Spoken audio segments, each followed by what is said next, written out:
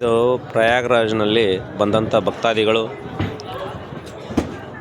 ಅವರಿಗೆ ಯಾವುದೇ ರೂಮು ಸಿಕ್ಕಿಲ್ಲ ಅಂತೇಳಿ ಬೇಜಾರು ಪಟ್ಟುಕೊಳ್ಳುವಂತಿಲ್ಲ.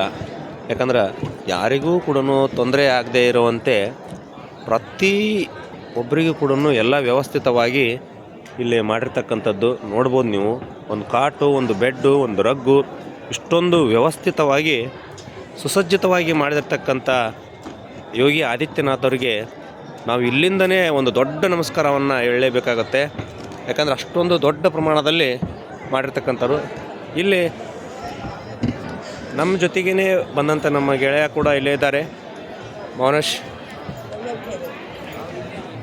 ಹೇಗೆ ಅನಿಸ್ತಾ ಇದೆ ಇಲ್ಲಿ ನಿಮಗೆ?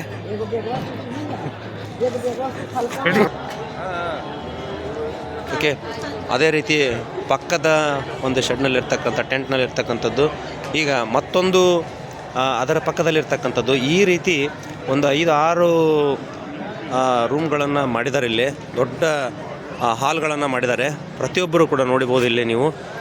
ಈಗ ನಾನು ಆಗಲೇ ಹೇಳಿದಂತೆ ಇಲ್ಲೇ ನಮ್ಮ ಜೊತೆಗೆ ಬಂದಂಥ ನಮ್ಮ ಸ್ನೇಹಿತ ಮೌನೇಶ್ ಕೂಡ ಇದ್ದಾರೆ. ಮೌನೇಶ್, ನಿಮಗೇನು ಅನ್ನಿಸ್ತು ಇಲ್ಲಿ ಬಂದ ನಂತರ?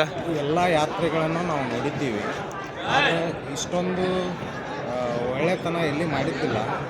ಆದರೆ ಭಾಳ ಇಲ್ಲಿ ವಿಶೇಷವಾಗಿ ಮಾಡ್ಯಾರ. ಬೆಡ್ಡು, ಕಾಟ ಮತ್ತು ಸ್ವೀಟ್ರು ಮತ್ತು ರಗ್ಗು ಎಲ್ಲ ಥರದಿಂದನೂ ಭಾರಿ ವ್ಯವಸ್ಥೆ ಮಾಡಿದ್ದಾರೆ. ಮನೆಯಲ್ಲೇ ಇದ್ದಂಗೆ ಆಗುತ್ತೆ ನಮಗೆ ಇಲ್ಲಿ.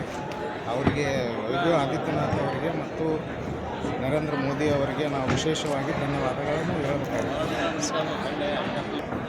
ಹಾಗೂ ಇಲ್ಲಿ ವ್ಯವಸ್ಥಾಪಕ ಮಂಡಳಿಯವರಿಗೂ ವಿಶೇಷವಾಗಿ ನಾವು ಧನ್ಯವಾದಗಳನ್ನು ಹೇಳಬೇಕಾಗುತ್ತೆ.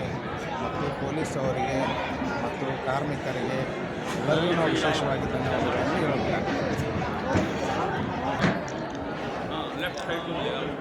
ನೋಡಿದ್ರಲ್ಲ, ಪ್ರತಿಯೊಬ್ಬರಿಗೂ ಕೂಡ ಇಷ್ಟೊಂದು ಸುರಕ್ಷಿತವಾಗಿ ಆರಾಮವಾಗಿ ಮಲಗಿರ್ತಕ್ಕಂಥವ್ರನ್ನ ನೋಡಿಬಿಟ್ರೆ ನಾವೇನೋ ಎಲ್ಲೋ ಒಂದು ಬೇರೆ ಲೋಕಕ್ಕೇ ಬಂದಿದ್ದೀವಿ ಅಂತೇಳಿ ನಮಗೆಲ್ಲ ಅನ್ನಿಸ್ತಾ ಇದೆ.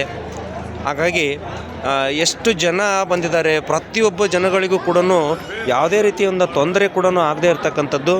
ಇಲ್ಲಿ ರಸ್ತೆಗಳನ್ನು ನೀವು ನೋಡಬೇಕು. ಆ ರಸ್ತೆಗಳನ್ನು ನೋಡಿದರೆ ಒಂದು ಹಾಳೆ ಕೂಡ ರೋಡಿನಲ್ಲಿ ಇಲ್ಲ, ಅಷ್ಟೊಂದು ಸುರಕ್ಷಿತವಾಗಿ ಇಟ್ಟಿದ್ದಾರೆ. ಪ್ರತಿಯೊಂದು ಕಡೆಗೂ ಕೂಡ ಒಂದು ಡಸ್ಟ್ಬಿನನ್ನು ಕೂಡ ವ್ಯವಸ್ಥೆ ಮಾಡಿದ್ದಾರೆ. ಒಂದು ಪೇಪರ್ ಬಿದ್ದರೂ ಕೂಡ ಅದನ್ನೆಲ್ಲವನ್ನು ಸುರಕ್ಷಿತವಾಗಿ ಆ ಒಂದು ಡಸ್ಟ್ಬಿನ್ನಿಗೆ ಹಾಕುವಂಥದ್ದು. ಪ್ರತಿಯೊಂದು ಕೂಡ ಇಲ್ಲಿ ವ್ಯವಸ್ಥೆ ನೋಡಬೇಕು. ಈ ವ್ಯವಸ್ಥೆನ ನೋಡೋದಕ್ಕಾದರೂ ಕೂಡ ನೀವು ಒಂದು ಸರಿ ಪ್ರಯಾಗ್ರಾಜ್ಗೆ ಬನ್ನಿ ಅಂತ ಹೇಳ್ತಾ ಇದ್ದೀನಿ.